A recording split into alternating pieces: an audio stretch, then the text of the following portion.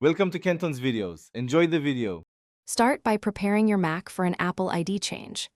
Back up your Mac using Time Machine or iCloud Drive before changing your Apple ID. Check that you know your current Apple ID password and that two-factor authentication is available on a trusted device. Make a list of services tied to the Apple ID like iCloud, iMessage, FaceTime, and the App Store so you can sign out cleanly. Confirm you have any device passcodes and recovery keys available before proceeding.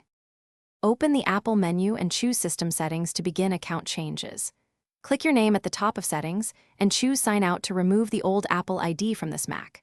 When prompted, choose whether to keep a copy of iCloud data locally on this Mac and confirm your choice. After Sign Out completes, select Sign In and enter the new Apple ID and password.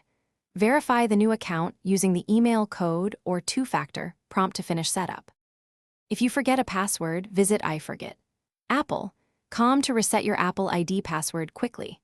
After signing in with the new Apple ID, update subscriptions, payment methods, and the billing address in Settings and on the App Store. If iCloud data did not sync back, check Photos, Contacts, and Drive folders for local copies before attempting a restore.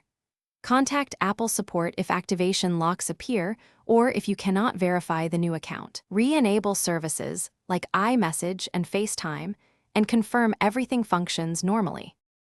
Thanks for watching. Consider subscribing if we helped you.